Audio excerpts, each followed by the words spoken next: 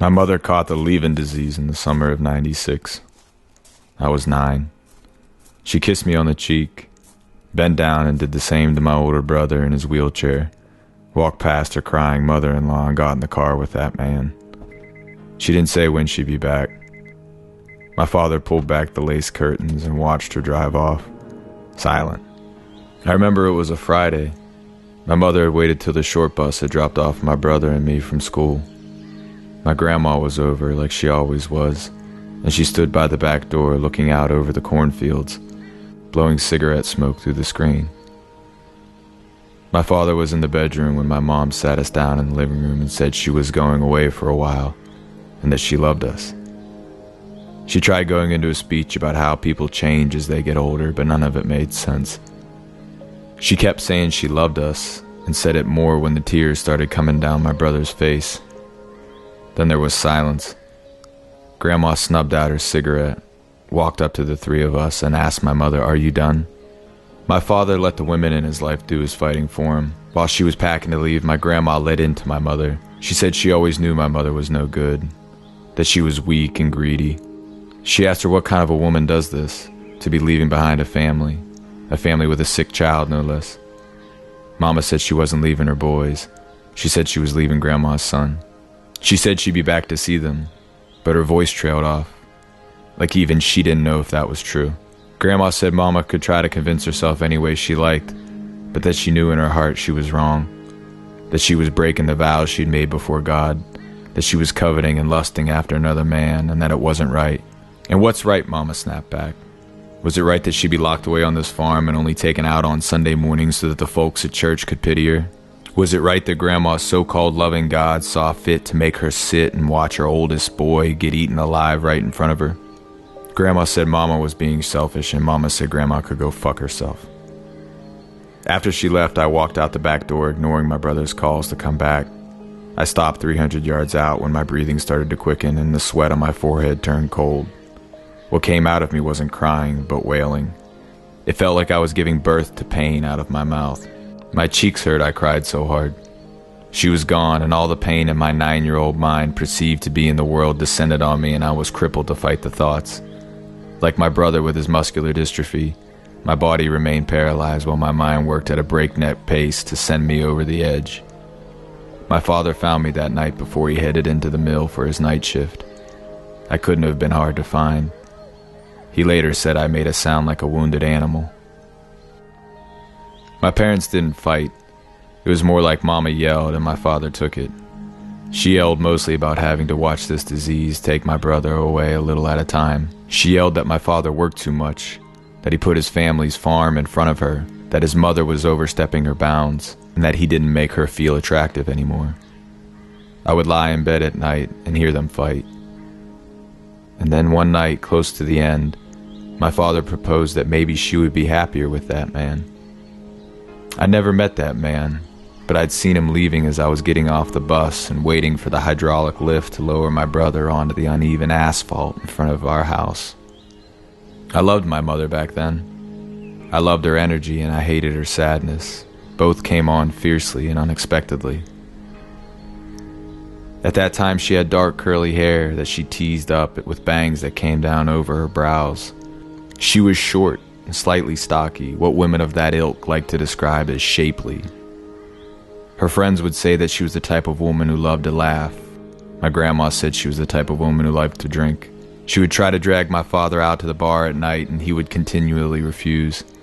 He would ask her if she realized she had a sick child that needed caring for at home. She would say, "Yes, I'm well aware of that. In fact, I deal with that every second of every day. I'm well aware of the fact that my oldest child might not make it to see his 25th birthday. I realize it, Sam, so let me have a goddamn drink."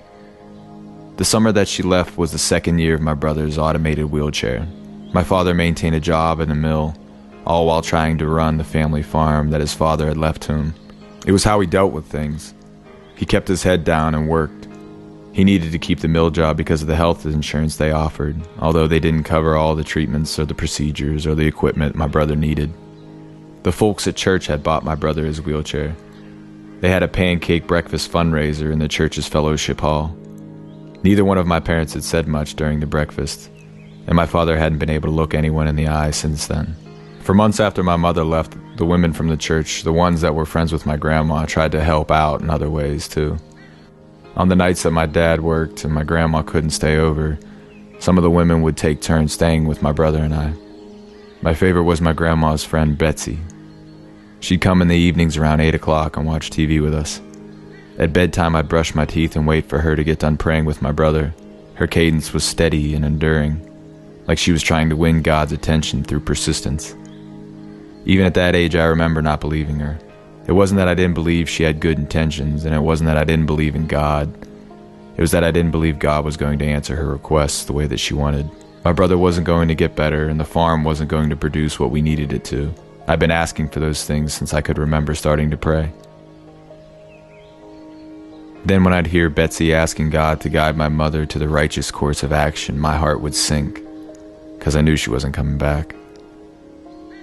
Things were already starting to seem normal again without her there, and I felt that she probably liked wherever she was better than she had liked it here on the farm. At an early age, I learned to adjust my expectations of God. He wasn't Santa Claus. One night, Betsy came in to pray with me. She sat on top of my flannel sheets and asked if she could hold my hands. She started praying, the cadence and structure the same as when she'd been praying with my brother earlier. But the things she asked for were different. She asked that God would make me into a disciple of light, a strong young man who was wise. And she asked that God would give me the ability to forgive. When Betsy finished praying, I asked her how I could do that. Forgive, she asked. No, I said, the one before that, to be wise. She looked at me and considered her words and then said, Sweetie, a wise man knows when to speak and when to hold his tongue. She turned off my light and kissed me in the darkness. The warm summer breeze carried in the sound of the crickets in the field. There was a deep darkness outside my window, which made the moon seem even bigger and brighter. I knew my mother was out there in the night, and it was the first time I ever felt sorry for her. Life went on for us. We sold the farm and moved closer to town. Grandma moved in and helped take care of my brother. My parents divorced and my mother made no attempt for custody. A few years later, when I was 16 and my mother was well settled into her new life and seemed content for the time being, I asked her how easily it had been for her to leave like she did. I'd worked on that line for weeks and practiced my delivery to give it the proper amount of coldness and bite for maximum effect. To hell with being wise or forgiving. I wanted justice and revenge. But when she swatted it away, I knew my punch hadn't landed. She literally waved her hand in my direction and sighed. She looked away and said to come on now, that I was being overdramatic. My attempt at vengeance had failed and left me feeling worse. That part of her that I was trying to wound was already dead.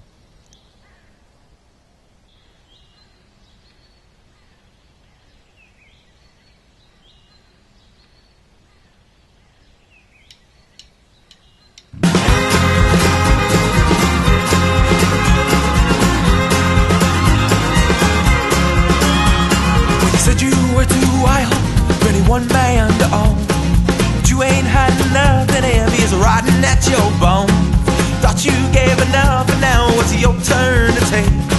But even when you're laughing, woman, I can see your heartache. 'Cause woman, you're home to your children. 'Cause in 10 years you can't go back to where you thought you gave a damn about them. You wanna help them, now you can't.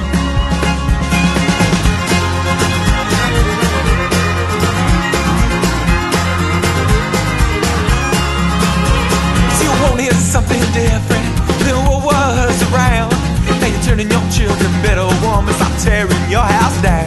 You got tired of the same routine. You started running with a younger crowd. Started picking up that bottle. Now you can't put it back down. So woman, you're home to your children.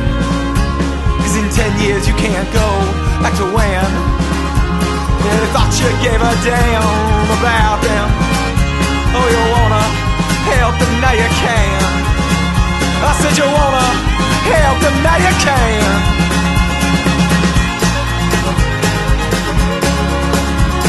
You know one say he didn't hurt you, and no all of this is done and over, you're gonna be able to look your baby in the eye. You're gonna be able to look your baby in the eye. Hey!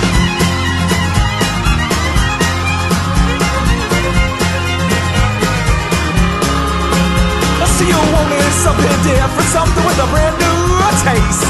But you know just the way you're headed, girl, it's only your waist. So think of the ones that need you, the ones that you can't stand to make cry. How they gonna face tomorrow if they can't look their mama in the eye? So woman, go home to your children, 'cause in 10 years you can't go back to when they thought you gave a damn about them. Well, you wanna help them, now you can. I said you wanna help them, now you can.